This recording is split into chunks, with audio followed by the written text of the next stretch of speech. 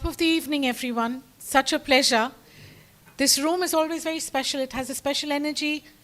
It's like being in a Boeing 747, 777. It's a special evening for many reasons. We have an unusual talent and an unusual human being too. Baisakhi Saha is the focus of our evening today. She really lives the dream. She walks the talk of making her life as she wants to.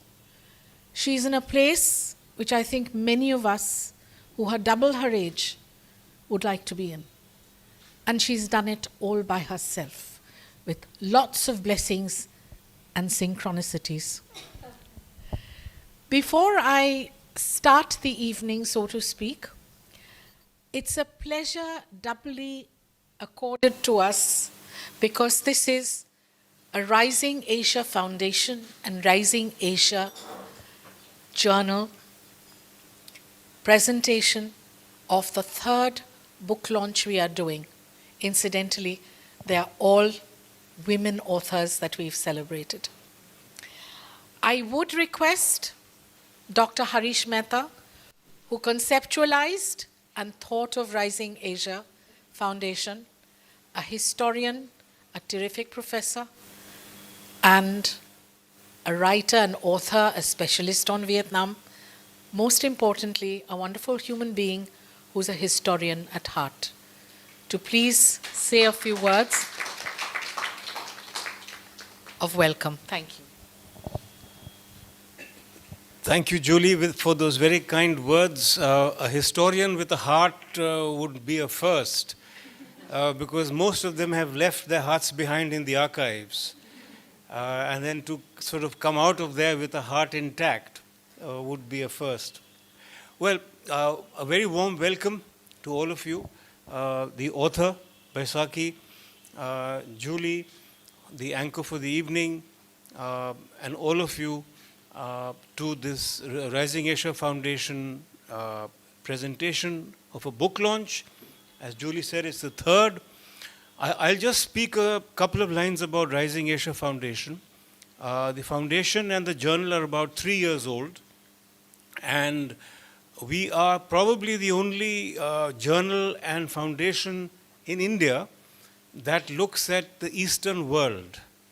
You know, the only journal, the Rising Asia Journal, from Calcutta that studies India's Northeast, Southeast Asia, East Asia, China, Japan, the Koreas. Our focus, and you won't find another one like us that specializes in this field.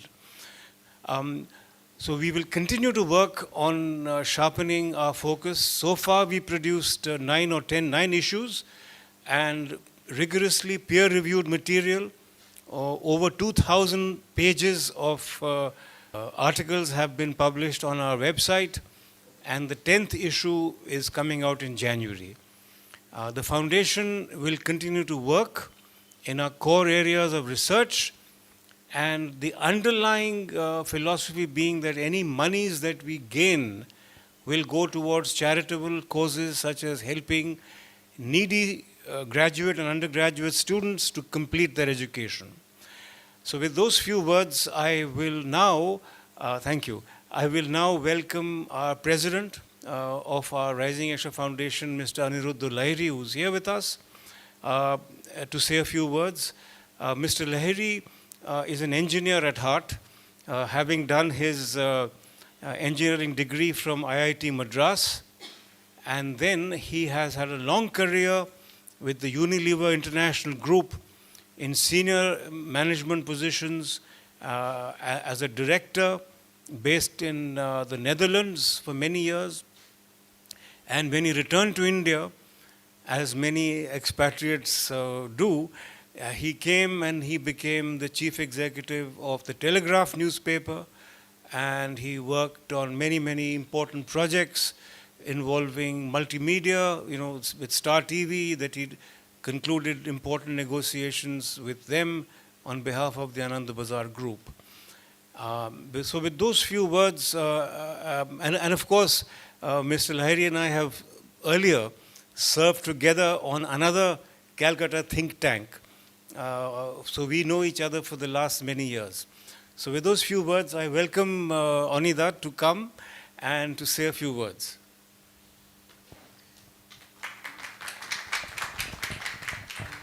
Good evening, ladies and gentlemen. We are here today to listen to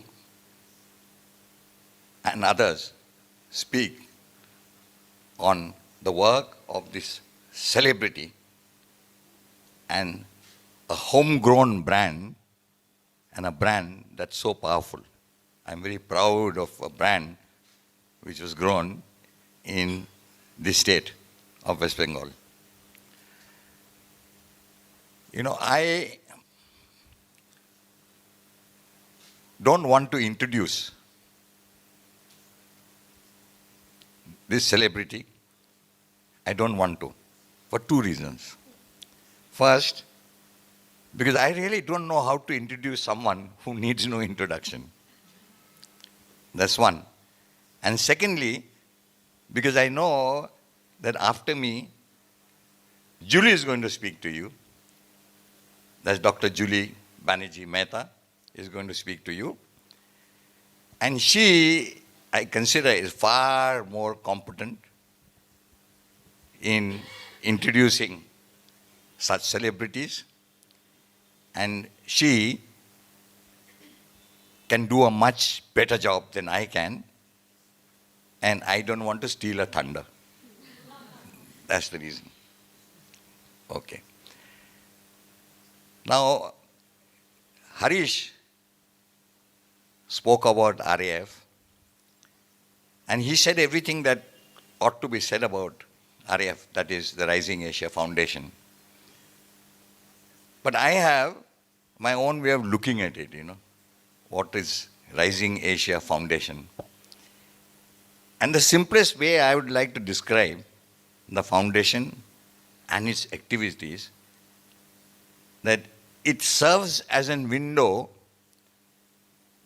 for Calcutta, Bengal, in fact, for India to look out into the Southeast Asia. And it is for Southeast Asia to look in through that window to see what's happening in India. So we bridge the Southeast and India. And as Harish said, it is the only platform of its type. Right? And imagine what we could do with this platform. There are hundreds of ways that we can serve a very, very meaningful purpose.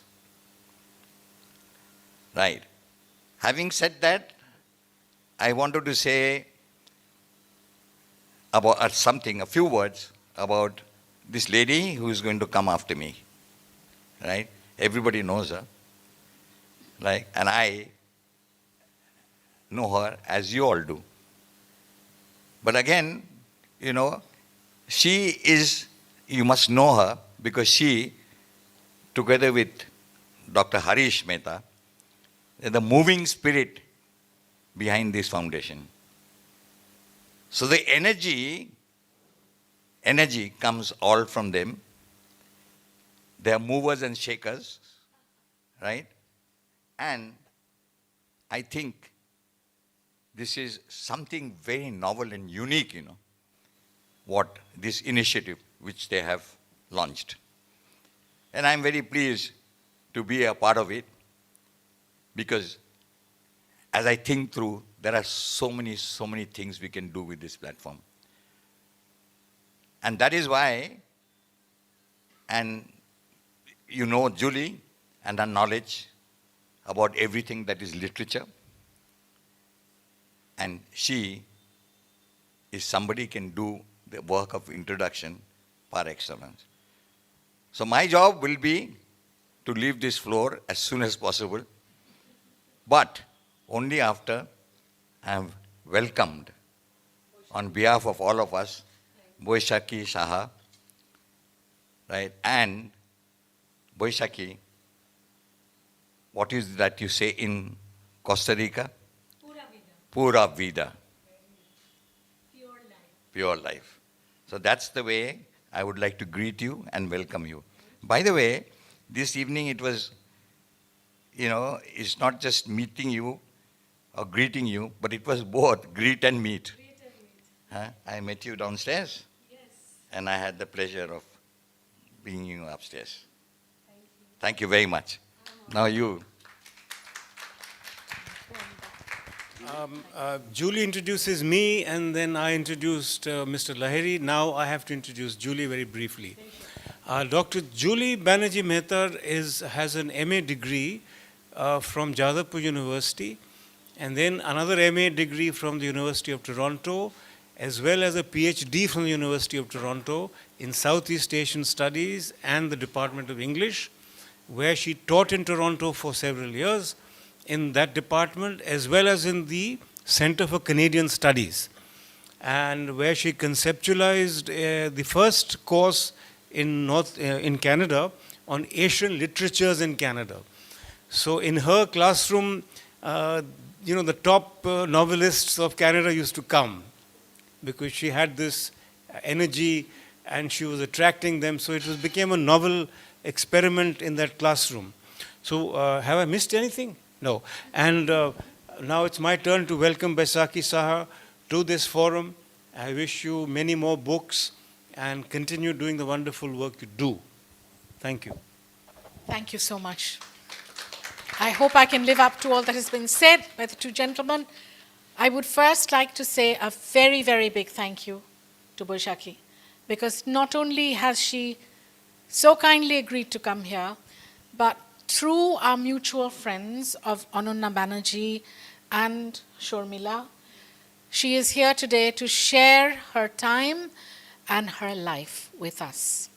Having said that, it would be absolutely off the mark for me not to acknowledge three very special people here in my life and in my literary pursuits in this city, opened their arms out to me and have joined me in trying our best to promote good literature. One is Professor Choitali Moitro. We go back since we were in school. Our fathers were colleagues and very good friends. Then we have Anju Munshi, whom I met when I came back here. Anju and Anusuya are really my right hand. We work together for the Bengal Club Book Club and now for Rising Asia Journal and Foundation. Gives us yet another opportunity to read more books. Camellia, Paul, Dhi Shankar are both products of great glory, I would say, for this city. Dhi Shankar is just out of Presidency University, having finished his doctoral degree. So he's a PhD.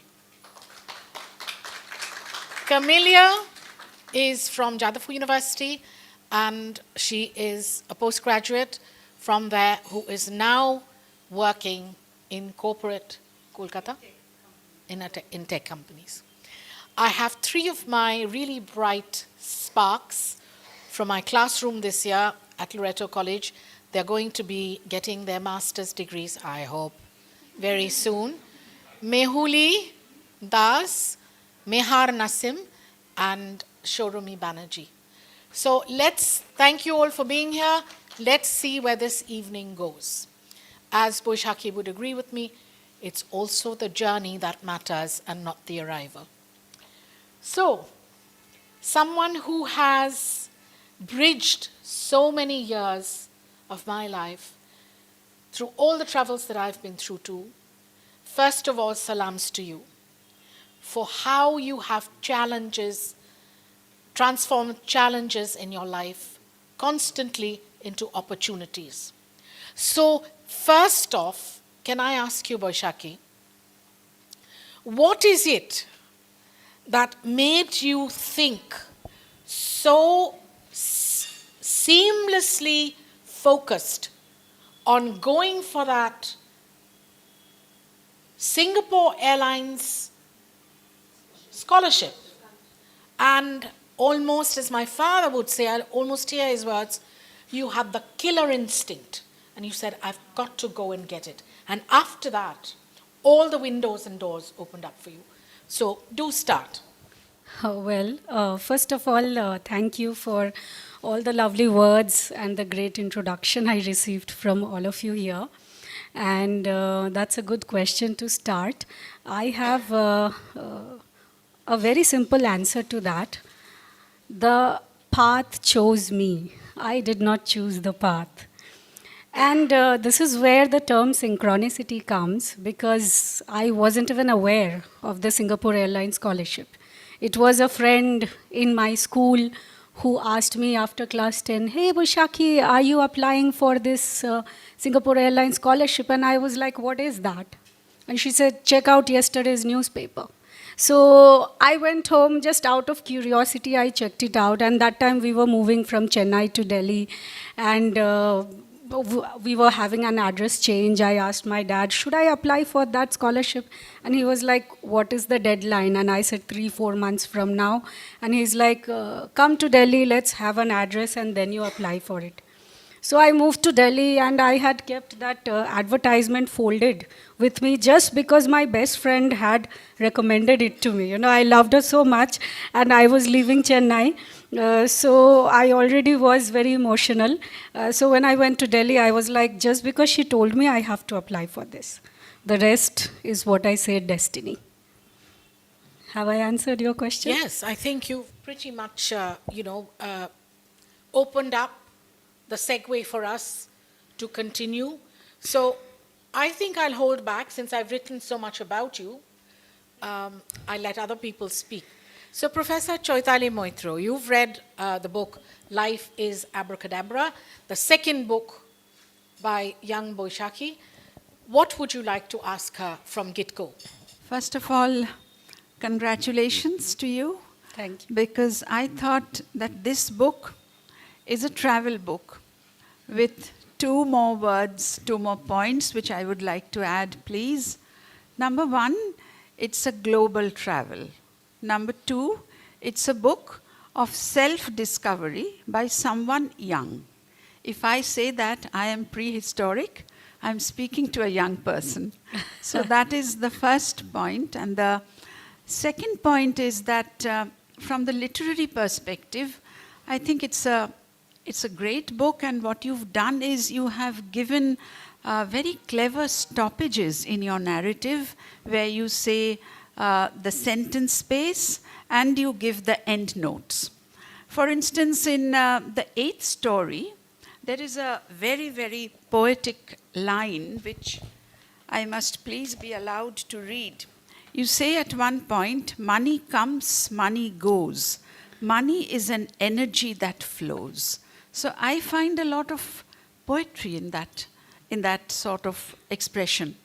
And after this, you talk about the end notes where you explain the Nigerian food habits and you give the sentence space. What made you do this? What did you have in mind? Well, you want me to talk about the money part first? No. Just generally. You see, your concept of destiny is so deep. You're using money only as a trope. I understand that. So I would like to explain that. You see, since we are born into this world, we are programmed, we are conditioned, we are told, and sometimes we are even forced to go and make money. And in the pursuit of money, we lose ourselves. Now, money is an energy. There is nothing wrong in going and acquiring money. And abundance is our birthright, but not at the expense of our souls. Now, what do I mean by that? I mean, what is the expression of our soul? Most of us don't even take out the time to connect inside, to find out what is my desire, what is my wish, what is my goal. Mom says, be an engineer. Dad says, be a doctor. Teacher says, you have to be an IT professor. So, in all these definitions, we lose ourselves. Maybe inside me, a rock star is sitting. How will I give birth to that rock star if I listen to mom, to dad, to teacher? And they will say, you can't make money being a rock star. How many rock stars have succeeded? And they dim the light of your soul, and then you don't have the courage to find that light. So when I said that thing, you see, when I traveled, let's say from Asia, I went to Europe, then Africa, then South America, North America, Central America, I did not have $1 in my pocket. And I always tell people, you don't have to be poor to live poorly. You know what I mean by that? Like when I was in Africa, I carried some money with me. My parents were very scared. I was very, very young. And my mom was opposed to the idea vehemently. She could not understand how such a young unmarried girl would go alone to Africa. My dad also opposed, but he was a bit open to the idea. He said, okay, it will, help her open up to the world and stuff. And when I went there, in my very first month, I got robbed of all the money I had carried with me. So I had two choices, to give it up and come back and make my parents right, who said, I told you, this is not going to work out. And the other choice was adventure. Find out why you are here. Something brought you here. There is a calling in your soul, that brought you here. You cannot leave this place without knowing what brought you here. So when I stayed there, I went through hell. I went through so many hardships, people robbed me. I was caught in flood. I went through some life-threatening situations. And in all those moments, I found the true meaning of faith. Faith is something we can't define. It only exists in our imaginations. God exists in our imagination. Love, feelings, success, failure, everything is an illusion. All of this only exists here in our imagination. When I was, in some of the most dangerous parts of the world, alone, there was no one to protect me, no one to be there next to me. How did I protect myself? Being a young Indian girl from a conservative family. You know how it goes for Indian girls, Bengali girls especially. I had to stay safe. Otherwise, I would put my parents down. I would put my lineage down. I created safety in my imagination. Sometimes I would just walk down a path, and if I see some shady people walking, like in Venezuela, they first shoot you before they loot you. So when I would see things like that, what I would do? I would just imagine that I'm invisible. I know that will make you laugh because I was not invisible. But my faith in that little thing, I'm invisible, they can't see me. They would not even see me as a target. And that's how I saved myself. Baisakhi, I'm going to cut in for Yes, 1 second. sure. I've just revisited the Venezuelan experience, Yes. for instance. Yes. And I pointedly wanted to ask you, what about the people who turn around and tell you, fine, you made your imaginaire into a reality. So the safety net is what you created for yourself. Right. But would you not say that there was a higher power or there was something helping you, and it could go completely wrong? It could go the other way completely. So how would you argue that? It could have, but this is where I come to my point again. Imagination is your source code. It is your soul signature. It is your divine gift. Everything, all experiences of life happens here. Now, let's say I imagine that my angels are protecting me, okay? If I don't believe in it, it will not work. Because what is belief? It is your faith in your imaginations. So, for me, like in a place, just pick up a newspaper and read what is happening in Venezuela. Just read. Right now, people are being murdered on the streets. I lived there for 2 years. I got robbed at gunpoint in my very first month. I was afraid. And after that, whenever I set out on the Venezuelan streets, I would look back, I would look front. Oh, the next person I see walking on the road, I would think he is a robber. But then at some point, I paused and I was like, I can't live like this for the next 2 years. There has to be something, So before I started any of my travels, I read this Greek poem called Ithaka. So it says The Lestrygonians and the Cyclops, the angry Poseidon, fear them not. You will never encounter them if your heart hasn't set them up on your path, if your thought remains lofty. What does that mean? The moment you think about the fierce Poseidon or the Lestrygonian, you bring them into form. They come into your reality as vampires, you know. And sometimes you will encounter the vampires, but you can still, overcome that. So the whole point of this book is to say, okay, there is fear, one polarity, and on the other polarity, there is love. Everything happens between these two polarities. So when you are vibrating in a fear consciousness and you are trying to create faith from there, it can work if you know how to strengthen your prayers. But if you don't have faith and you think, this doesn't work, it will not work for you. Because in your imagination, you are creating the awful reality. And here on the other side, if you believe that, okay, I'm creating with my imagination and this is going to work out, you will meet dead ends. You will go to the blind alleys. You will make mistakes. And that is why we are here for the adventure of being alive. What joy is there? When you do something, you make a choice and you know how it is going to end up for you. There is no Surprise. possibility of failure. Do something that you can fail at. That is called living. So what Right? you're saying, perfect. Yes. So what you're saying is what is ringing in my ears, and I know definitely for Camellia and Dhi and all my students and Choitali, Robert Frost's poem, two roads diverged Yes. in a yellow wood. I took the one less traveled by, and that, That has made all the difference. The woods are lovely, dark and deep, But but I have promises to keep and miles to go before I us. sleep. And miles Lovely, to go. lovely. Thank you, Baisakhi. So, Baisakhi, what I liked a lot about your book is that in every one of the stories, there was an incident where you went back to your imagination, where you very clearly say imagination is creation. Creation. So that buzzword Yes. kept being played by you in every story.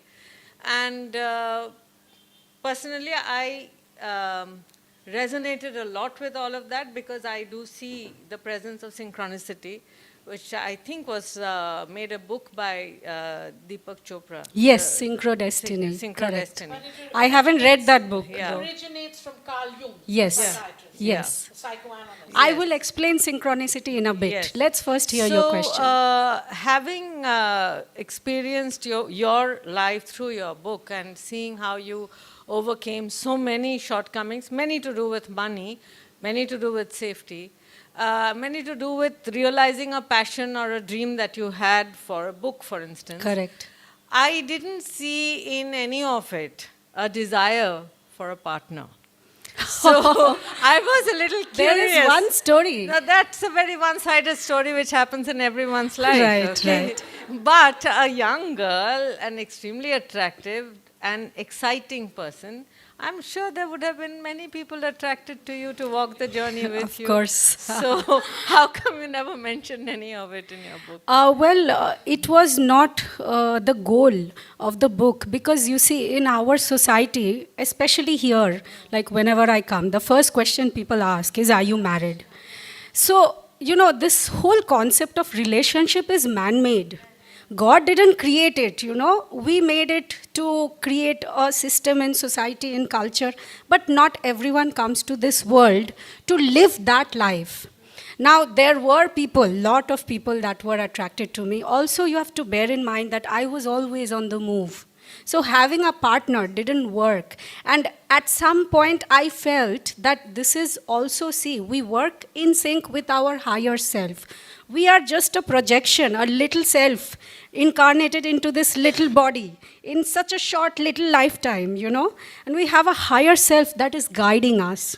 Now, in our cultural conditioning, we can say, I have a desire to have that guy as my husband. It doesn't work like that. Synchronicity doesn't work like that. See, what happens, you're shown a sign. Or let's say you have to walk this path. You feel it. It gives you excitement. It gives you joy. And sometimes it takes you to a path. Let's say it takes you to a negative experience. And people say, I followed the synchronicity. I followed the desire. And, I still had a bad experience. So I will say, see, the universe is very intelligent, right? The universe always lines us up with an experience that will cause our personal expansion. So sometimes that small desire in the moment will not cause our personal expansion. Sometimes we meet people and we think all the signs in the world and the coincidences have pointed me to this man or to this woman. So how come it didn't work out? No, you have read it right, but that experience, see, reality is like a mirror. Now, what happens when we are born into this world? Maybe we have had abusive childhood, traumatic childhood, or, to please our parents, we have had many coping mechanisms. We have disowned parts of ourselves that we thought wouldn't be appropriate. And then as we grew up, we became a person that people would like. So now let's say I have a feeling that I am not good enough as I am. I have to be a certain way to be liked. So now I meet a partner, I meet someone who all the synchronicities pointed, this is your life partner. So I meet this person, and that person reflects back to me that dysfunctional belief I had adopted as a child. And what happens through that encounter, the person is mirroring to me the limiting beliefs, the dysfunctional thoughts that I have about myself. See, the purpose of life, very simply I will say, it is for us to know who we are in reality, right? So if we have any limiting beliefs about ourselves, it will come out. How will it come out? So relationships are like the biggest mirror. So we all have, like, I tell Julie, broken reality mirrors. What do I mean by that? So, I meet someone, I think this person will love me. If I have this person in my life, it will make everything good. Yes, and when I meet that person, actually the person turns out to be a vampire. So what happens is, why did that person turn out to be a vampire? If we are all divine beings, if we are, creations of God, and the light of our soul is, all that is, it is joyful and it is powerful, why am I meeting a vampire? So to explain that, let's say this is a lens, okay? Imagine this is a lens. And inside that lens, there are some bubbles. Okay, now if there were no bubbles, the light of my soul that is coming from here will pass through this lens without any distortion. And I will experience who I am. That is the divine being that I am. Now, when the bubbles are there, those bubbles are our limiting thoughts about ourselves. And when the light of our soul passes through those bubbles, they distort. And on the other side, we may meet a boss, we may meet a spouse, we may meet a friend, and people we think will help us, they turn out to betray us. So because of these distortions and because of our own beliefs about our lives. So that is why synchronicities can lead us to a so-called undesired experience, but it is still causing a personal expansion of ourselves. It is still, expanding our concept of ourselves. And that is why, synchronicities are like your higher self or the deeper subconscious mind is communicating with the surface consciousness that we are not always aware of. So to come back, just quickly finish it. It's not that I have not liked anybody. I have met people that I have been attracted to. I have had many men attracted to me. But at some point, I felt, okay, now it's time for me to move on. Now it's time for me to... And I did not encourage those relationships because they were not what I was looking for. So they did not work out. And I was always on the move, so it will happen at some point, or may not. Doesn't matter. It's still, if I'm living a purpose that is guided or, whatever, it will not bother me, I'm not living that cultural definition anymore. So if at all the partner is going to come, it will be more like a conscious partnership, not a codependent relationship that we live. Like here in Calcutta, I've come after many years, and most relationships I see, they are defined. This is the role of the man. So people are role playing. People are not living their higher purpose as, the light of my soul is being expressed. Absolutely. Baisakhi, before we come back to synchronicity and the blue butterfly, Sure. which, probably blew many minds here, I will pass it on to Showroomy first. So, firstly, heartiest congratulations Thank for you. this book. So, at the very onset, as I read the first chapter, there was like a pause. It was like somebody has written my mind and it's just controlling throughout. Wow, I'm glad. And it's like I was absolutely jolted by the phrase that you used, emotional malfunction. So I've always seen that the society will not literally take a moment to, call you an abnormal being or dismiss all your feelings and sufferings.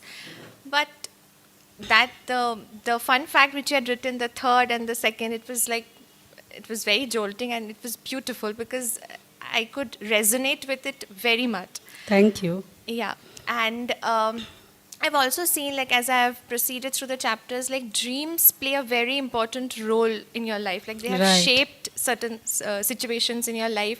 They've given you solutions so that you could navigate certain problems and complicated scenarios. So, my question to you is that, does it still happen now? Like, Yeah. do you still Yeah, continue yeah, to feel yeah. that? Yes, Like, yes. dream-guided solutions so that you Yes. can, get out of a particular See, scenario? I'll give you one small example. When, during the pandemic time, I was looking for a publisher for this book and all that. So I had met a literary agent and he told me, get some endorsements. So I was writing to some interesting people whose work I personally have found very interesting and useful. I approached them for endorsements. So one night I was sleeping and there was this particular lady who I had approached for an endorsement. And in my dream, I saw that she was not going to give me her endorsement. Whatever, she was busy, her secretary said she's very busy, whatever, but she was not going to give me. But by then I didn't have the answer. Another aspect, like a bit more forward in the dream, I saw that the president was giving me an endorsement, was willing to give me an endorsement. Yeah. So what happened? Like in the dream, I saw president. I had no idea what that meant. I didn't know it was president of Costa Rica. So 2 days later, I got an email from that lady's secretary who said, she's very busy. She doesn't have time to read your book. She wouldn't be able to endorse it without reading. Fine. My dream was precognitive. And one day I was walking on the streets, and the ex-president, he was 2-time president of Costa Rica, Nobel Peace Prize laureate. The ex-president of Costa Rica's house was close to my house. I was walking by the street, and I did not connect it with the dream. It just occurred to me that, I got endorsements from people all over the world, but not from anybody in Costa Rica. So I went and knocked on his door. All the security guards came out, and I was like, I've written a book. Will you please endorse my book? And the guys were like, okay, this is his email, send him an email. So I wrote him an email. My email was not answered. I waited for 1 month, 2 months, and then I was like, one day, I was lying in my bed, and suddenly I remembered this dream. It was like the dream said, the president will endorse my book. And I approached the president and he did not even reply to my mail. So there is something more that has to happen. So what I did, I got up, I took a sheet of paper, with my hand, I wrote a letter to the president. I folded it. I didn't have an envelope with me. I just wrote Oscar Arias on top. I went there and I left my number. So I went to the guards and I gave them the letter and I said, please give this letter to Oscar Arias. Desperate. I don't know why. And then I went for a run, I do a lot of athletics there. And I came back home, and I just was having dinner. Suddenly my phone rang. And the president of Costa Rica had called me. And we spoke for 2 hours on the phone. Imagine. And he said, I have been to India, I love your country, and we had a nice conversation. And then I told him, and he said, okay, I have seen your book, I have, seen the email, I will read it. And after 2-3 days, he gave me his endorsement. See how the dream, first he had said no, I could have left it. But that dream reminded me that, this is how it's supposed to happen. And then it happened. It's one of my stellar endorsements. So dreams still guide me. So first of all, congratulations on your book. Honestly, I loved reading it because I see a lot of myself in the book, and I'll tell you why. I have a lot of questions too. I would love to, because I really want to know, see, this is all my experience. If people can't connect with it, then there is no point in writing the book. So you've spoken a lot about imagination, dream journaling. Yes. I like to call it the law of attraction, as most would. And I think I came across the term law of attraction probably in the pandemic when I saw the movie The Secret. The Secret. A very common movie that most people start out with. And you know how I had never thought about it at first, but then when I started looking back at the events that have happened in my life, and everything started making sense for me. So first of all, I want to know, when was that moment for you? When you realized all of this started, like, this has been happening for such a long time, so I should trust my dreams and my instincts. Well, see, there is no one moment. It doesn't happen like that. I think my concept of reality expanded multifold when I healed from that crippling back injury in a moment. So in that moment, as I said in the book, I was ready to lay down my life on the tracks. I didn't care. At one point, your suffering is so much. You're like, if I have to live like this for the rest of my life, yeah, it's not worth it. So I thought my life had no meaning. I mean, sitting here today talking to all of you, talking about meaning and purpose and emotions and dreams, see, this is a common human experience. Nobody can say that they don't dream. Nobody can say that they don't have imagination. Nobody can say they don't have feelings, they don't have emotions. And, coming to your point, our society is least equipped. We give, if you are sick, I will give you a drug. It will suppress the symptoms temporarily because scientists, doctors, nurses, they read the physical and they diagnose it. Where is the physical coming from? We are not physical beings. We are first feeling beings before we are human beings. Feelings are the language of your soul, but we don't know how to navigate our feelings, how to understand. Let's say you are getting angry. It's a surface emotion. It's very volatile. Maybe you're angry, you're bursting out in rage, or the next moment you're joyful. So I will just, dismiss it like, oh, she's, dramatic or bipolar. But that surface emotion has a deeper cause. So when you as an individual go down, where is this anger coming from? Where is this frustration coming from? You go back and back deep, you reflect on it, and you see it is my concept of myself. I am not enough. Or, I always face betrayal, or, people always abandon me. Abandon, guilt, shame, these are the common parameters of human experience. We all put up a front, maybe we have a lot of money, we show that, oh, look, I have this success and that success. But what is the inner world? Is it suffering? Is it joyful? Is it in pain? That is the garden that we should all nurture. And when we miss doing that, what happens? We fall prey to all kinds of illnesses, diseases. See, a dis-ease is a mind that is not at ease, and it gives a disease in the body. So that's what happens. Let's say, you had asked me this question for your Telegraph article, that if you hadn't followed your calling, if you hadn't gone on this journey, if you hadn't overcome these challenges, it would have been an altogether different story. Yes. Maybe I would have been at one corner of the world.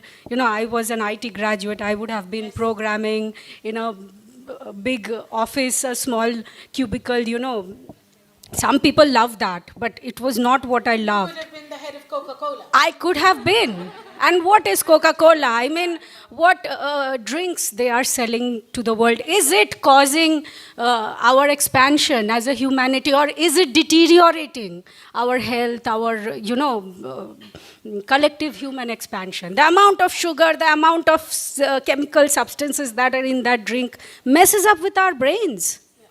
So, so that is purposeful living, that is conscious living, when you can, distinguish between the two, and what is the path to take for a purposeful living. Good evening, Baisakhi Di, if I may, because I don't think Just say you're Baisakhi. much younger. Souls much have no older. age, so it doesn't matter. Okay. So, first off, congratulations on this wonderfully and so freely written book. Thank Okay, you. so as a reader, I could just not sit on it, and I had to read on and on. Okay, and each page is so full of anticipation, and it just makes us, want to know what happened next, where you went, what happened to you, and so on. So, so far, my fondest chapter is the one on the Black Forest wedding. Okay. So romantic, and it reeks of creativity, spontaneity, right from the food, the ring tray, the garlands, and everything. Okay, and I am a sucker for descriptions. Okay, so I seek art and descriptions everywhere I go and in everything I do. So this particular chapter was so appealing to me. It was so very picturesque. Okay. Right. And your wedding vows, like they're so unique, and I'm so glad that you decided to add those Right. to the book, and they are so well written, and they're weird in ways, but they moved me in a way that at some point I wanted to get married with those. That's a different Lot of story. people. Calling now. There's a freestyle. Just tell everybody that it wasn't your wedding. Yeah, of course. Yeah. So my question to you would be that, you are a motivational speaker, right? So while writing this book, did you, in the back of your mind, have this, that you could use your writing or this book as a tool to reach out to the masses, to, share your experiences, not just your experiences, but your faith, your beliefs, and, a slice of your inner self to your friends, to your family, to your readers, to the world. Okay.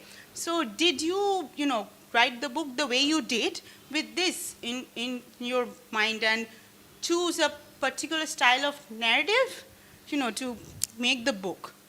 I'm curious to know. that's a very good question. And Thank to you. answer you, see, I was inspired to write the book, but it did not have any particular motive how I'm going to use the book to forward my story or something.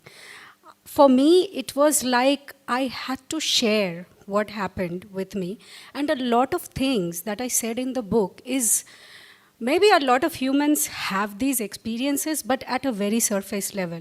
So when I tell them about coincidences and synchronicities, maybe one coincidence happened in their life sometime. So a lot of people wouldn't immediately connect with that. But for me, it was a daring act. First, you have to understand to write from such a deep space and to explain these very complicated, deep concepts in such layman's terms that everyone can understand. It was difficult, but I knew that I had to do it because it was the next calling of my soul. I had a dream. Again, it was a dream where I was shown the book, and when I had the dream, I found myself in another life-threatening experience. So in that moment, I was thinking again that I was going to die. And in the dream, when I saw the book, your soul talks to you through feelings. The moment I woke up, the first thought or the first feeling that came to my mind is that you cannot die with all these experiences inside you. If tomorrow my life ends, this whole journey that had happened, when I was doing the journey, I never knew that I would end up traveling the whole world. It was revealed to me one step at a time. But at the end of the journey, like at the end of all these travels, something said that, there was a reason I traveled through all these continents, not for 2 days, 3 days, but for years. So I was studying these cultures, these belief systems, these traditional concepts, the religious beliefs and dogmas and people's faith in different things. And somewhere there had to be something higher than all that. It couldn't just be like my religion, your religion, end of story. There has to be something that connects the dots. So what is that? The common human experience. So for me to articulate it in a very simple language, I didn't use any flowery language anywhere. But the motive was not to, I'm a motivational speaker, so I should have a book. No, I didn't even think of it. It didn't even occur to me like that. It was a calling, like you have to share your stories. And now I know that if such a possibility can be for one person, let's say, it can be for all of humanity, because we are all connected. Our collective minds, there is no place where I am separated from you. My body is, because the body is a localization of our souls, but the soul is what contains the body and not the other way around. So I can't say where my soul ends and your soul begins, because it is, it is an energy, right? So for me, the book was an inspiration. And somewhere down the line, when this friend of mine died, I actually channeled him. Right. And one psychic had told me that you have to use the media. First, you have to focus, because I was doing a lot of things.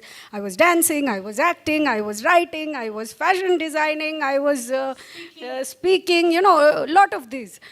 Then she said, you focus on one thing, because you have to bring your message. And once you have success in one aspect of your life, then all the other aspects will follow. They are like extensions of this. So then they said, you use a platform to spread your word, and the book was born. Thank you. If I may add something to it, you respect your faith so much, your faith and your belief system so much. So can we call this book, a way of saying thank you to your faith for making you who you are on this day? Faith, again, for a lot of people, it can be a religious belief. When I say, what is your faith? People will say, I am born into the Christian faith. So for me, faith is not at all like that. Because religion is someone else telling you what is God. And until you have your own experience of something divine, you yourself, we have divine experiences all the time, all the day. But we don't take note of them. We don't believe we are special. And that is the root of all problems. People say, you are so small. 1 point, you think you can change the whole world? We are not small. And when we expand in our consciousness is when the universe expands. Have you ever wondered, scientists are saying the universe is expanding. If the universe is all that is, what is the universe expanding into? There is a universe inside each one of us. There is the macrocosm and then there is the microcosm. So you break down an atom, the neutrons, the electrons, the protons, you break it down further and further, and what do you see? You see universes inside the atom, the electrons going around the protons like the planets go around the sun. So there is a universe inside everything. Creation is infinite. So, we humans, in our arrogance, in our ignorance, we think we are the only people in this universe and we have power over everything, and we are abusing the earth, we are abusing the animals, we are abusing the planet, somewhere we have to understand this signature of creation. And if we can see that universe inside us, I say when you expand, when your consciousness expands, the universe expands. Wonderful. Thank you so much. You're welcome. Well written, well spoken, I can say that. Congratulations, Baisakhi. Thank you. I think a piece of brilliance, a delicious slice of extraordinary, a good mix of faith and hope and positive spirit, and there you are. And a delicious platter in all, you know. I think we really enjoyed, most of us, we enjoyed the positivity that the book radiates. But I have a cynic inside me, and it asks me a question. Is it possible to have so much goodness happen to a person? Is it truly real for everything to be working out well towards the end? Is it too much of a Cinderella and too much of a Midas touch which is happening? And quickly, I think the rational and the logical person inside me took over and held on to science and said, self-preservation is a technique. Right. Self-preservation comes after rejection, and then the mind and the body get into an auto mode. Right. When everything is taken onto oneself and you fight tooth and nail to make it happen. Right. So probably that is one thing which took over from what I had spoken earlier. And I must give it to you. At your age, with this much wisdom, experience, and a very sound narrative, to have shared it with all of us, it speaks a lot. I think universe is magnanimous and it's very, very intelligent. I do agree with you. In fact, after reading the book, I was telling Julie and Anna that my perspective has changed. You know, I mean, lots of things, the way I viewed it before, are not. I have grown up telling, you know, I have grown up listening to people saying, be positive, think positive, you know, aim positive. I never really understood what that meant, you know. In fact, it was too much of a cliche and I hated this line. You know, what exactly is being positive? But I think another thing I must tell you, I was completely, chased by, I didn't know what synchronicity is. Honestly speaking, some 5-6 years ago, I had no idea what synchronicity is, but I used to see 555, 666, 777, 1111, 222, 333. It became a little bothersome for me, but I didn't know that it There had was a name. message in it. I had no idea. For 3 years, I kept seeing it until one day in one of the clubs here, I met some friends and they were talking about this term synchronicity. So I happened to hear, I think I was meant to be there because I was getting a little bothered by this 1111, 555 and 444. So they said, this is what you see. I said, but I do it. And what happened? So I took an interest and I didn't know that I would be attending a book talk with synchronicity. See, that is a synchronicity. As Life now brings this is you synchronous to for understand me. what is happening to you, right? So today I put 2 and 2 together. I realized that there is a track that I am following. And one thing which, like I said, you are much younger and equipped with more experience than most of us here. For, you know, to understand that universe is intelligent.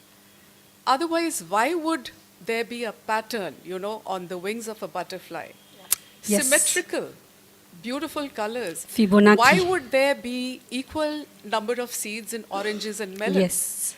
So if that be so, then why is human consciousness different?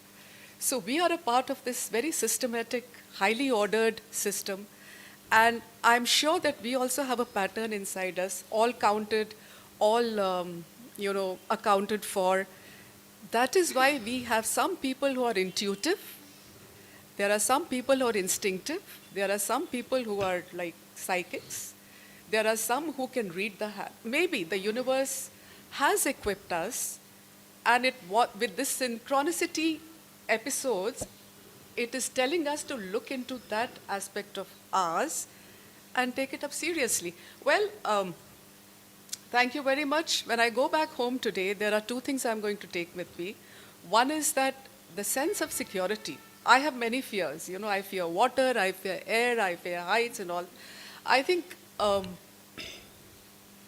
security comes from the mind, which you have said, you know. I think if you break that reserve of resistance and, being very scared of things, you can make it. And two, God is a she. I think that's the best part of the book. God is a she and You we see, love Buddha, it. Krishna, Jesus, Muhammad, all males. Who created religion? Patriarchy. Patriarchy. So I quickly want to address your point because you've made some interesting points, and I want everyone to know this thing about positivity. Okay, let's say you are having a negative experience in life. Try thinking positive. It will never work because you are in resistance. I'm having a negative experience, I have to look into it. You turn it positive eventually, but you cannot, use a positive blanket to cover it. It is there, it is giving you a message. So you see, I will tell you that life is not just about positivity. It is about us accepting our positivity and our negativity. It is about authenticity. And we can come to our authenticity with awareness. When we can become whole, see, the moment I say, I want to think positive and I disown that negative experience you have had, what am I doing? I'm disowning parts of my own self, parts of my own experience. Then I am in self-rejection. I'm in self-hate. I'm in self-denial. All those adjectives you can put there. So what is wholeness? Wholeness is owning these parts of ourselves that we had disowned and loving ourselves nevertheless. It is called self-directed compassion, self-soothing, radical self-acceptance. And half of our diseases would disappear if we could do that at that cellular level. So God loves the whole of us, not just the parts of us. That's what we don't understand. So this secret, this law of attraction, you were saying, if you follow it blindly, you will come against a dead end, like a wall. Because positive thinking doesn't always work. You have to understand when you are having a negative experience or you are having a negative thought, oh, she's my friend. Why am I feeling jealous of her? Why am I angry with her? I'm supposed to love her, but I'm feeling angry. That feeling, that emotion is conveying a message to you. You resist that, it will never go away, never. You work it through, you look at it, some mirror, because people are mirrors. You go deep inside, you say, oh, why is this happening? Maybe somewhere I'm jealous of her achievements. Why? Because I wanted to be there and I couldn't be. And why I couldn't be? Because I think I'm not good enough, and that is playing out in my external reality. The universe is like a giant photocopy machine. It mirrors back to you your own internal vibrations. So when I say, this broken reality mirror concept, it's like you see mirrors and you adjust your vibration. So when I'm having a negative experience, I look at it. Why am I having so many people betray me or abandon me? Then I go inside. When did this first happen? When did I first feel abandonment? Oh, when I was a kid and I wanted my dad to come and play with me and he didn't play with me and he left me, and from then, and I thought I was not good enough for him to spend time with me. And the next time I went again, that happened again. And again I went to my dad, again it happened. And it's like let's say I'm wearing a pink-colored, light pink glass, okay, which believes that I'm not good enough for my dad to love me. And then I go to him again, and again he rejects me. So that pink color becomes, it becomes darker and darker until it becomes red, And as we grow up, that color becomes so dark that we cannot even see reality anymore. Everything is through that pink mirror. Everything is pink. And that is how reality shows us back what is inside us. But as I say, most of our societal conditioning doesn't think like this. It is all achieve, achieve, achieve. Get the girl, get the guy, get the job, get the house, get the baby. All of this, okay? But see, so the journey of life, I say, it is about the evolution of our consciousness. It is the journey of souls. It is not about that car, that house, that job.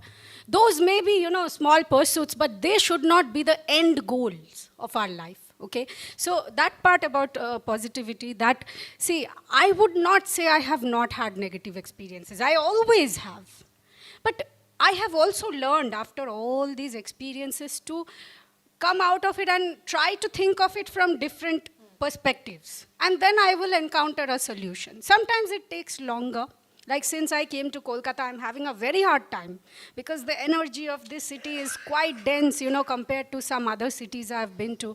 And I'm having some hard time here, And then again, in those moments, sometimes I lose myself, I lose my connection, and I am suffering. And then at another point, I'll just come out of it and I'll say, there has to be a solution to this problem. It cannot just be that God has given me a problem and there is no solution to it. Then I'll come up with something, I'll try something else. It will work a little bit. Let me just butt in here. Constructing an apartment from scratch in Kolkata. With no knowledge.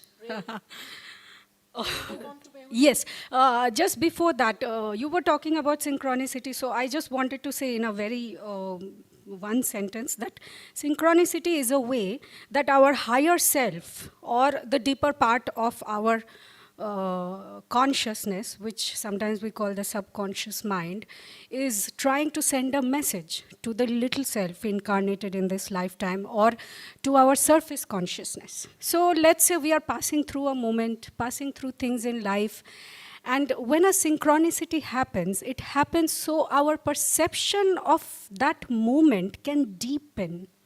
There is something more to it, It cannot be that so many synchronicities are just happening, like what coincidence, what is all that? So it's like the higher self is communicating with the little self. We come here with certain purpose. Maybe I am going to invent the airplane, or I am going to create a revolution in consciousness, So, mired in the dysfunction of society and religion and tradition and familial expectations, we can often forget what we come here to do. So, in some moments when we are not consciously conscious, the deeper subconscious mind sends a signal.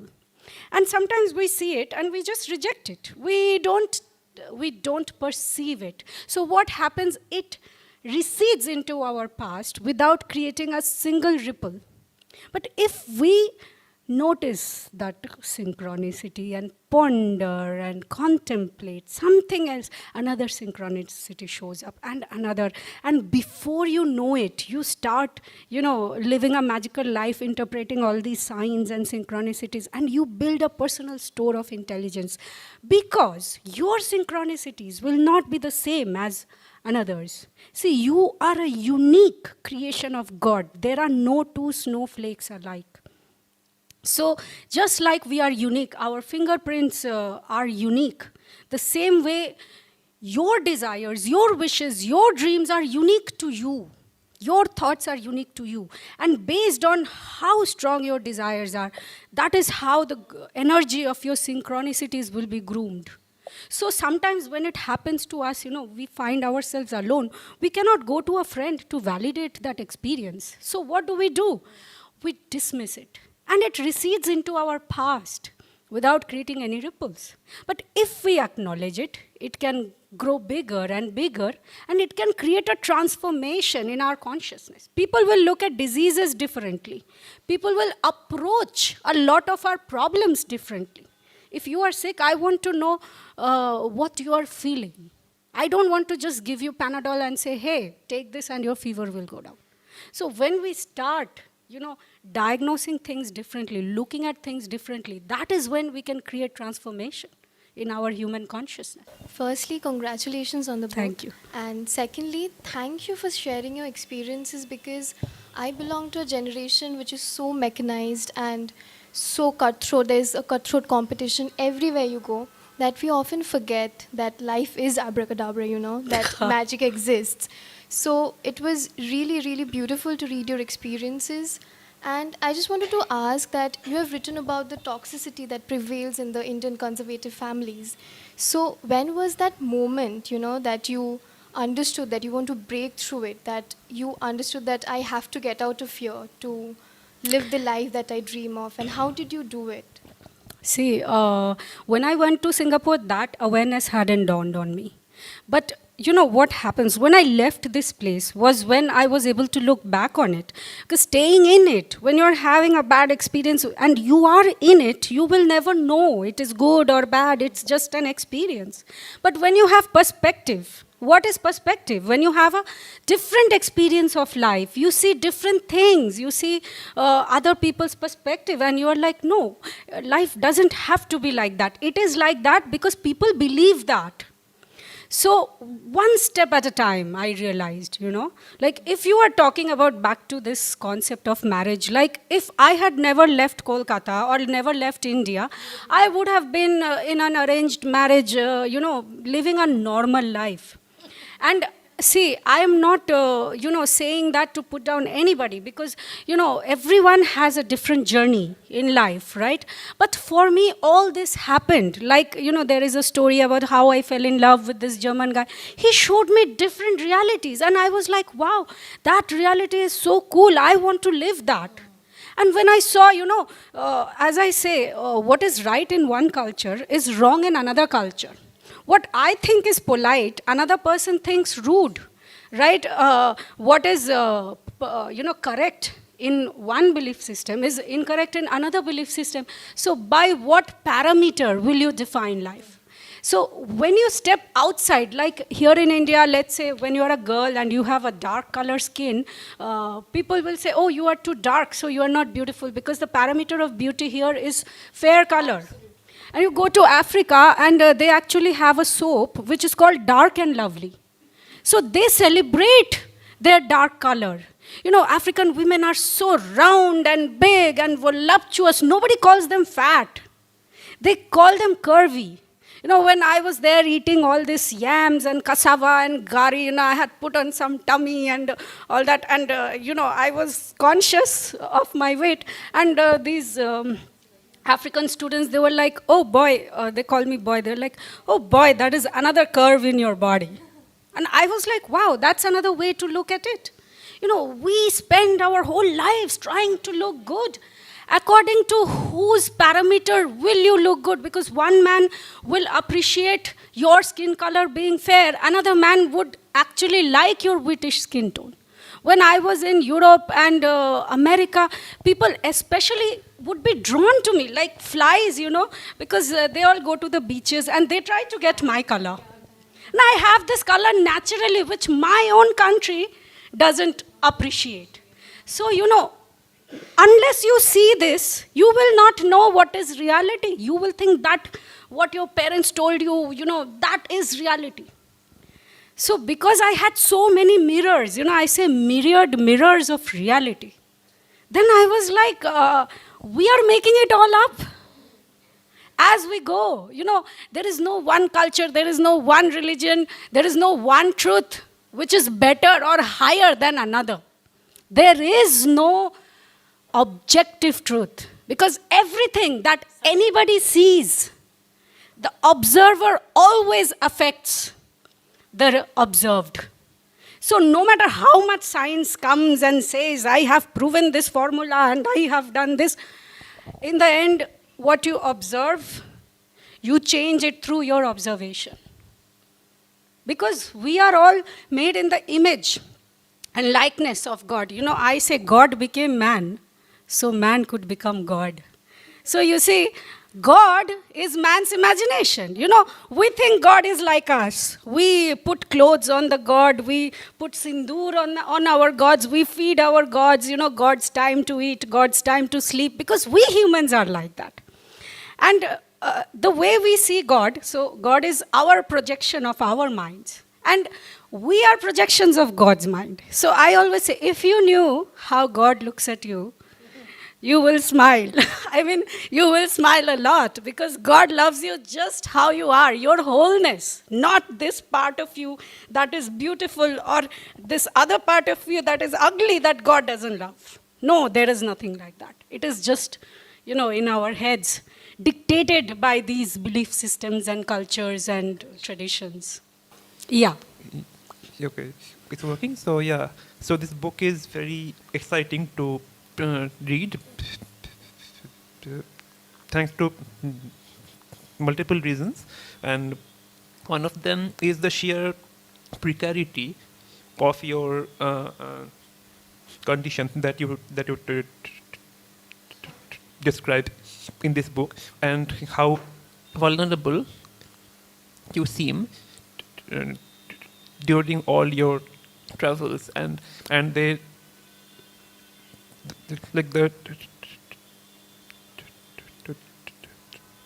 the dangers range from local dangers, as in dangers from the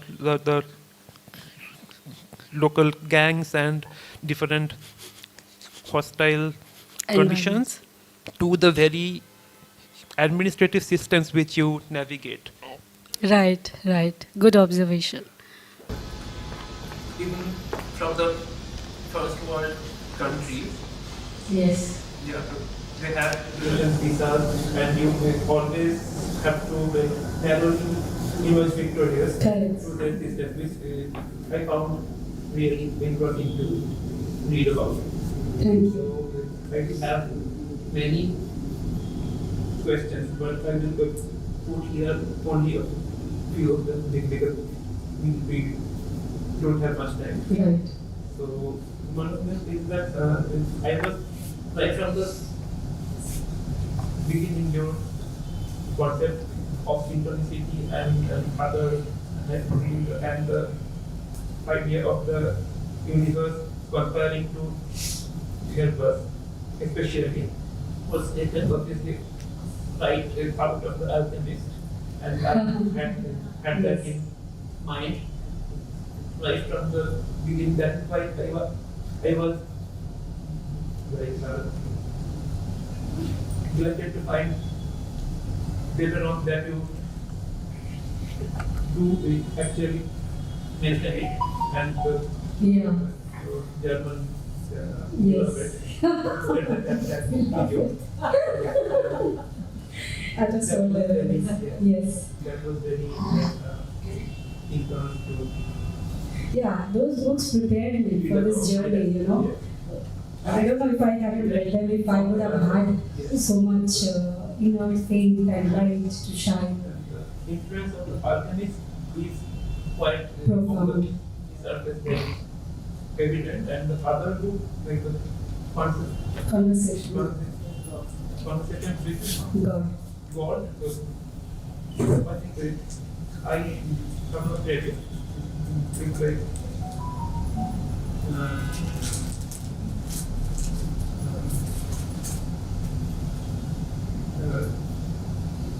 someone who I haven't read. Neil, I think Neil, yes. Yeah. Watch, and I would also like to hear about the other influences on you, like the other authors who have influenced you, because this alchemist, like the story of the alchemist also has a complicated history. It starts like the basic story line starts with the Arabian Dream, yeah. recurring dreams. So would you like to Let's hear your question. What is And then it also has like both an Eastern as a Latin American provenance, because it was also borrowed from Bordes, Latin American author. So yeah, so it has a complicated history. So that was one question. If your literary influences, and the other question which I had was about the importance of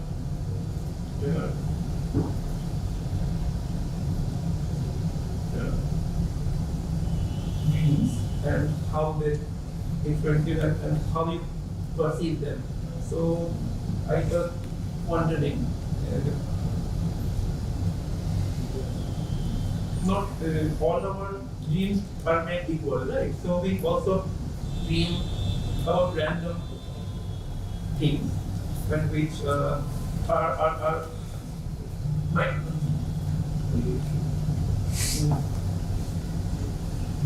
might not signify something always. So how do you really distinguish between the significant one and insignificant one? Next question. See, the insignificant ones you won't even remember.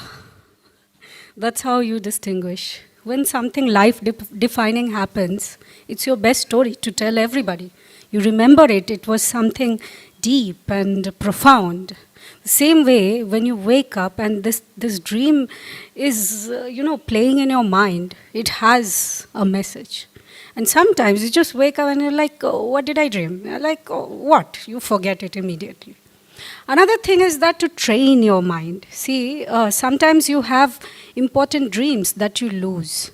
And you wake up, yes, you wake up and you think you had a profound dream. And then you go about your ways, you go and eat. First you have breakfast and the next moment you forget it all. See, angels, God, whispers in snippets.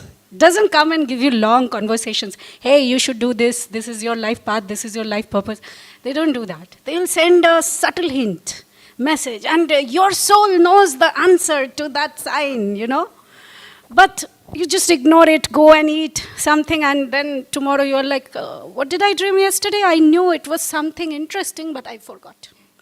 So one good way, if you want to harness the power of your dreams, you wake up, keep a dream journal next to you, immediately start writing, okay? You're writing, whatever detail is coming to your mind, write. And you keep writing. At one point you realize that you are making it up now. It's no more your dream. Like somewhere you are trying to analyze. Stop there. Just write what you saw. Put the vivid details, the sensory perceptions that happened, the feelings that happened in the dream, put everything there. Because the other people also that appear in your dream are projections of you. So at that point, when you're writing, and you realize now you are analyzing, stop, okay? Write for 1 week or for 1 month, okay? And after some days, open your book and just read what you wrote. Something there will just seem random because, see, life is infinite. A lot of random things happen, okay? But something there will speak, some feeling, something you saw. And when you try to merge it with your present reality, you will see there was a message. And when you start seeing the message and you just perceive it, your awareness of it will change your whole reality. Sometimes it's not even, like if I tell you that synchronicities will help you, or, if you raise your vibration, you will not have a disease. Just the awareness of it can change your vibration. Sometimes a little more work needs to be done if your mind has become very rigid and nothing new, influences it, then it will take more effort. Sometimes maybe a hypnosis session can change it, or some other kind of mind technique. But for me, I would say reality is not solid. Imagine this stone prison, okay? You are in this stone prison, and consciousness is so slow. People are following these regimes and these rules and this thing, and nothing changes over thousands and thousands of years. That is the concept of solid reality. Maybe 100 years ago, 200 years ago, human consciousness was there. Now we have evolved to a place where reality has become liquid. So liquid, you touch it and you start creating ripples. Yes, you see how much our consciousness has evolved over the past 50 years. When we didn't have smartphones and all, life was slow. Now you open the internet, there is everyone bombarding you with messages. So whose message will you listen to? At some point, you have to filter it through your own consciousness. No, that is crap. I don't need that advice. Oh, this is good. This resonates with my soul. I need this. Okay? So that's the answer to your second question. And to your first question, what other books? One book that comes to my mind very vividly is The Celestine Prophecy by James Redfield. And I want to talk about that because, see, The Alchemist, The Celestine Prophecy, these are all fictional stories. You know, before I started any of my journeys, I had read The Alchemist. That time, The Alchemist had a different meaning. And you know, the other day, like, you know, after all these travels, one day I was reading The Alchemist again, and I'm like, oh my God, what this guy wrote in fiction is exactly what happened in my reality. So see, fiction is also based on some kind of reality. And what had touched me about the Celestine Prophecy was this book, the third book in the series called The Secret of Shambhala. So Shambhala is this imaginary civilization that exists that you can't see. It's invisible. You have to raise your vibration to go there. So the protagonist of the book, he goes through a lot of challenges, and then synchronicities present themselves to him, and he starts to interpret them. And eventually he reaches Shambhala. Now, before he enters Shambhala, he realizes that, you know, he is very cold. So he thinks, I wish there was a fire. And the next moment he says, there is fire. And then he thinks of, you know, some enemies attacking him. And the next moment he sees these enemies trying to attack him. What is happening there? See, when our vibration is dense, low, creation of reality is very slow. I think of something, negative thoughts, there is a buffer period for protection. So let's say I'm sitting here and I'm afraid of something. If it happens immediately, we will not survive because we have not trained our minds to operate at higher vibrations. So to reach those higher vibrations, you have to train your consciousness so you don't end up perishing in the process. So when your vibration is higher and higher, lot of luminaries are working with energies and coming up with these theories. I'm not the only one. So when your vibration rises, creation is instantaneous. And if you don't know how to discipline your thoughts, how to discipline your imagination, you will cause harm to yourself. That's why a lot of people who are, you know, plagued with a lot of illnesses and all, and their vibration is quite dense, and if you tell them to, you know, think positive, that you can change, they will resist it because it doesn't happen to them, because it's that stone prison example. But slowly, one concept, one idea can change your whole perception of reality. And as you raise a little bit, that is how evolution of your consciousness is happening, and your consciousness is expanding. So when you reach to this level, then you see the liquid reality. You're like, oh, I just thought of that and it happened. Just today, you know, I was telling, this is a joke aside, okay, don't take this seriously. I was telling Sharmila, you know, when I was wearing this dress, she was like, oh, it's so shiny and all. And then I said, you know, I'm a celebrity. I was just joking, you know, and I was joking with her. And then I came and sat here, and Mr. Anirudh, he kept saying, she's a celebrity, she's a celebrity. See how fast that appeared in my reality. I did not go and tell him that I'm a celebrity. I was just joking with her. I said, you know, what should be the dress code of an author? You know, a clown can write a book and he can come in a clown's dress. I like fashion. I will wear something shiny. So what? You know, and then I told her, see, I have to act like a celebrity. I have to act like a best-selling author. Then I will have this manifested in my reality. And I came here and he was all the time, he's like, she's a celebrity. See, it appeared so fast in my reality. It was not just me imagining, I believed it, you know. So it can be a small thing, but it has significance. Like if you, shortly, I'll just say this experiment by Carl Jung, who coined the term synchronicity. He had a patient, so he was a psychiatrist, you know. And this patient was very intellectual. She had all these degrees and she had this intellectual defiance that could only work with rational and linear thinking and logic and scientific proof. So she was having some problems and she went to the psychiatrist because someone told her to go to him. And he was trying a lot of methods to help her. And she kept having this intellectual bubble around her that will not accept anything without proof. So Carl Jung was frustrated, and he was like, after a few sessions, he was hoping that something irrational would show up, something irrational would happen that will break this intellectual defiance with which she had surrounded herself. So one day she was sitting there in front of him, and she had had a dream the previous night, and she was narrating her dream to Carl Jung. She said, last night I had a dream where somebody gifted me with a golden scarab. Now, a scarab is a particular kind of beetle, and she had this golden scarab. Someone had given her a ring. It was a piece of jewelry which was gifted to her in the dream. And while she was narrating this story, this dream to Carl, he had his back to the window, and it was a dimly lit room, and he was listening to her, and suddenly he heard this tapping sound on his window.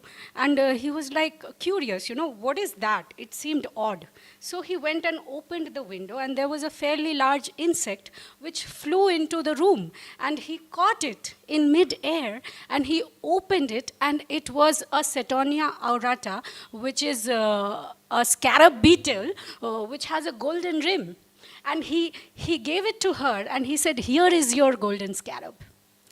That moment shattered that defiance she had, that will never accept anything without logic and proof. And then her therapy could go on with success. So I always have this to say that, we do not have time to wait for scientists and doctors and researchers to tell us what is true about reality. There are so many things about reality we don't understand. But in the meantime, we have to live our lives. We have to make sense of our lives. We have to find our purpose, and we have to be happy without diseases, without, whatever. If we wait for the scientists to tell me what is true about my reality, we will spend lifetimes waiting for proof. So I'll end this with a personal quote that I came up with. It says, "Logic is tragic because it has no magic."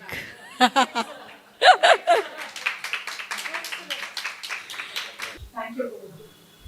We will at least have a few questions from the floor. I apologize if this has gone on, but I think you will be quite compelling. Dr. Neil read the book, so it doesn't matter about the book. I just wanted to say that, in the confines of our prejudices and norms, in the street, is it really, can one kind of go above all that? We haven't been able to. Yeah, that's why, this journey happened, because at some point when reality gets onto you, you can stay comfortable in your bubble, and good or bad, you just, experience it. So this is a consciousness where life happens to you. Now, when you go above that, you suddenly see, okay, I think something positive, and life starts to show up differently. So suddenly you become a creator of life, And there are higher echelons from that, There comes one point where you say, I am life. I am the one who is creating, who is the creator and the created. So what I see reflected in my personal reality right now is the product of my consciousness, of my belief system so far. When I'm willing to change my beliefs, let's say expand or transform, then reality shows up differently. Suddenly some of the darker aspects of your reality is not showing up anymore. Or even if some challenges are showing up, you are at a better place to handle those challenges. You don't feel powerless. See, powerlessness is a very, very difficult place to be at. So at some point, no matter what challenge comes, you say, I have come here for this challenge, because there is no challenge that will be given to you that you cannot overcome, that you are not ready for. So when a challenge comes to you, when a challenge comes to you, you say, this is what I came here for. And through that challenge, you have an experience of yourself. See, if those life-threatening situations didn't happen to me, if those negative, intense realities, if I hadn't gone through those experiences, how would I know that I am invincible, that I am unsinkable, I am unbreakable? How will I know? And that is who I am in my divinity, in my power. So, see, this is how consciousness works. When you have an empowered consciousness, you have an empowered immune system. You fall sick less. And when you have a disempowered consciousness, you have a disempowered immune system, and you're always getting sick. And this is how it works, because consciousness is everything. And your immune system is not a protector. People think my immune system is protecting me. No. Your immune system is a confirmer of your consciousness. It is not a protector of your body. So, many things. I experiment with my body. During the pandemic, I flew all the way from Costa Rica to US to India, and I was running from pillar to post, always going here and there. I was in the most affected zones. But I do not look at pandemics the way they show you, this collective consciousness programming, fear controls, basically. So, I don't want to boast or something, but just to share the knowledge. I didn't take a vaccination because I thought vaccines and medicines work for those who believe in them. In the end, it is your belief that is curing you, your belief in the medicine. If I know my body and if I say I will not get that, I don't need to put that vaccination in me, then I will not get it. I know so many people who took all 4 vaccinations, they still got COVID, so many even died from it, and I didn't get, I'm not saying it in a boasting way, but as I was trying to answer you, that an empowered consciousness creates an empowered immune system, and vice versa. If you have all this rigidity, what I say, rigidity kills. So rigid thoughts, beliefs, this is possible, this is not possible, this cannot happen, this is the only way things happen, then you are operating in a very powerless state of consciousness, and that will become your reality. It will show up in all sorts of ways through disease. Yes. And it happens to me also. I'm not saying that, I am foolproof and all, but overcoming it has become a habit now. Baisakhi, that was absolutely fascinating. Thank you. Having said that, I still have many questions to ask. I know. But this These discussions are infinite. that has been given to me, I'll only take a couple of minutes. Sure. First, for one bit of information. We talked about Fair and Lovely. The name's changed since then, and thank God. Thank God for it. It's again, like yourself, it is a absolutely super homegrown brand. The brand was born here, researched and born here. But what I wanted to tell you is, when you know which country the sales of Fair and Lovely is the highest. Which Don't country? tell me Africa. India. No, which country? India, Asia, Philippines. No. China. No. Japan. Oh. And we researched it, and we found that Japanese women, wanted to remain fair. You see, you know that Japanese tradition of these geishas. They used to paint their faces white. So somewhere the concept of beauty is white. So of course nowadays there are still geishas, but they don't walk around the streets. But that belief system, that conditioning is still in the heads of women, because women, the first thing you judge them is about how they look. The external beauty. Exactly. And in our country, it's still good. Go to Venezuela, go to Brazil. There is not a single woman you will see who's not walking with plastic surgery, and it's like a crime against women there. But anyways, Yeah, one. and women do it to themselves. You know. No, Yes. the second one is also not a question. The third one will be. Sure. The second question is that, I only called you a celebrity. I thought that will please you. And But you now confirmed. I It's a actually believe that synchronicity. you are a celebrity. Thank you. The butterfly effect. Yes. Next, the question now. Life as it evolves, at least in Hinduism, believe, is actually a series of enactments, a series of illusions, if you may like. Yes. So there is no truth. I am not what I am. What is the truth? The he is inside me, right? But so everything that happens in life is an illusion. Yes. You may call it Maya. Yes. Maya, is it right?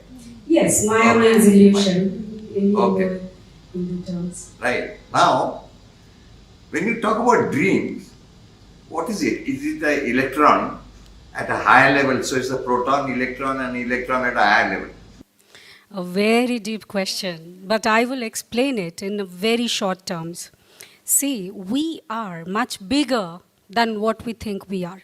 We are existing simultaneously in parallel realities and alternate universes.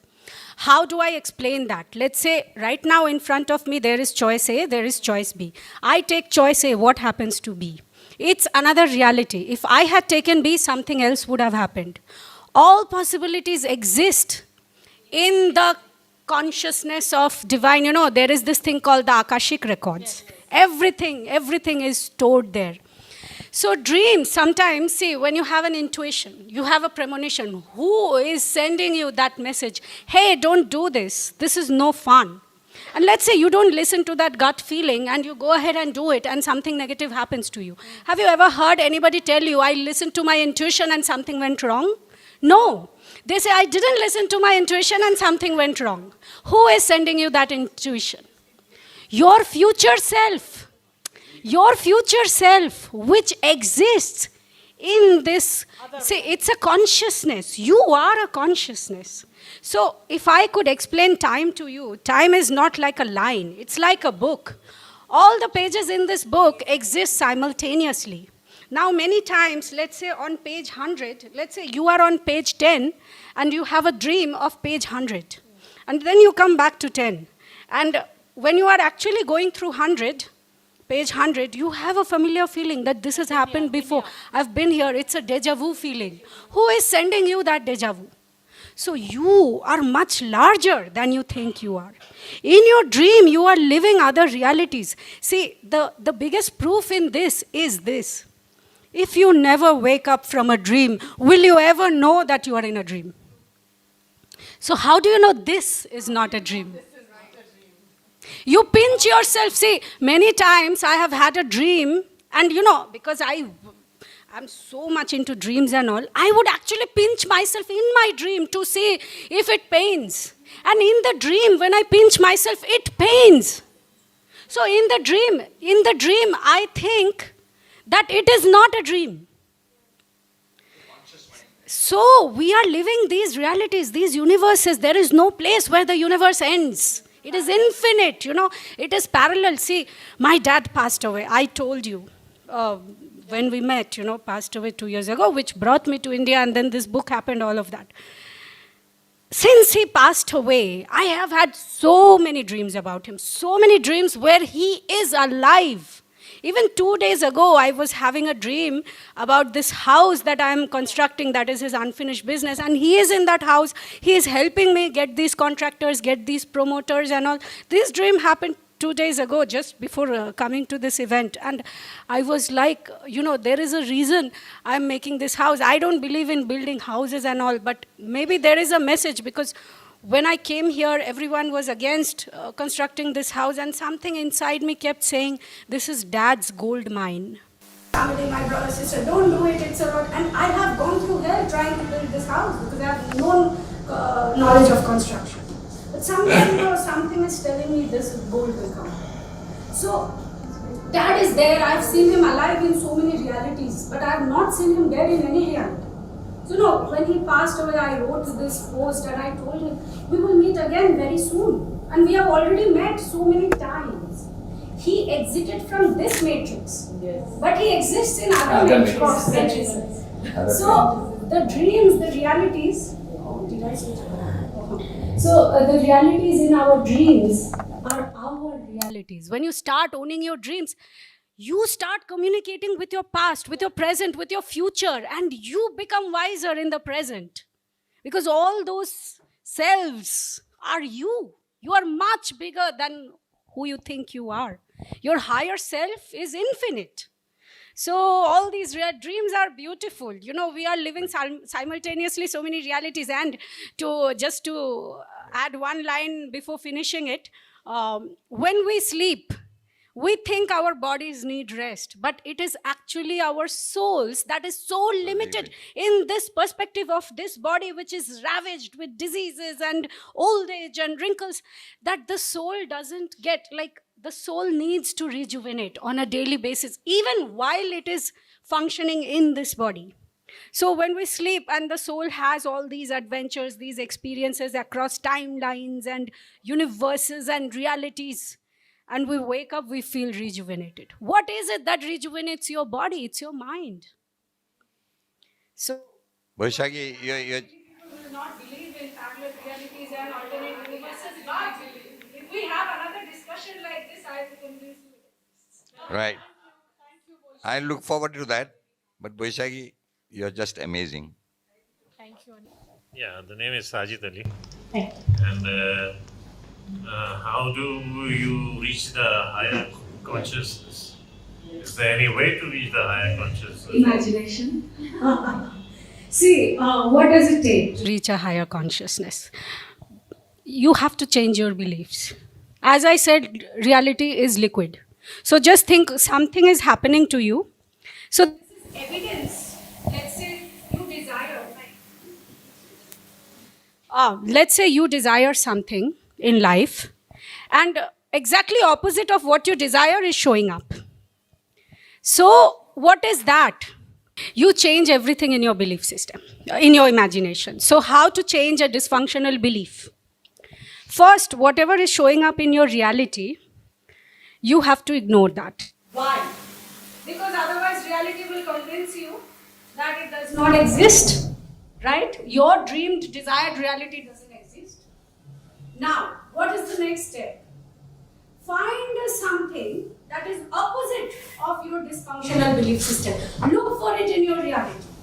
So let's say you are very poor and you think that you can never make enough money. So that is everyone, your relatives, your friends, everyone is telling you, you can't do this, you can't do this, you can't do this. Find someone who has overcome those challenges, who has created that abundance in their lives. If that reality is possible for someone, it is possible for you. So the way to change a limiting belief is to create an opposite belief. And when you create a counter belief, how will that set inside you? You have to start finding evidence. You remember you are the creator of your life. So if you look for evidence, you will find it. Synchronicity will place it in your reality. And once you start finding the opposite reality, this will still be there. Okay, your parents, but you change, you be the first domino. You topple the domino and all the dominoes are changed. So you be the light for your soul family, for your lineage, for your ancestral heritage. And you change one thing and everything in the future changes because you have healed your consciousness. And they say the sins of the father is revisited by the son and history repeats itself.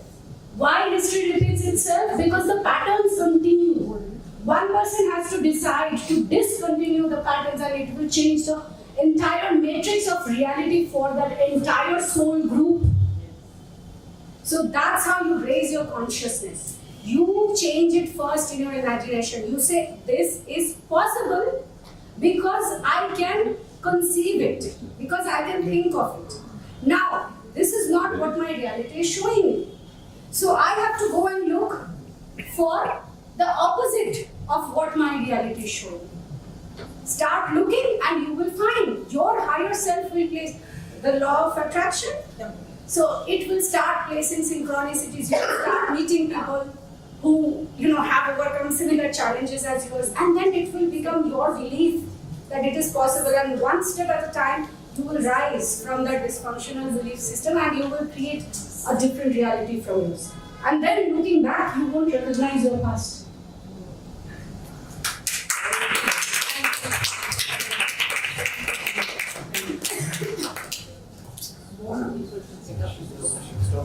If you want to pick up, everyone should pick up this book. It is a transformative journey. It's outside. The copies are outside. You can talk to See, again, picking up this book, again, as I said, these are not just my stories, these are humanity's stories. That's why my dreams told me to share them. Whether you believe in my dreams or not, if you read it, you will start believing in possibilities. So, I did not have time to sign the books. If you get a copy, bring it to me, I will sign it. And oh, so thank you.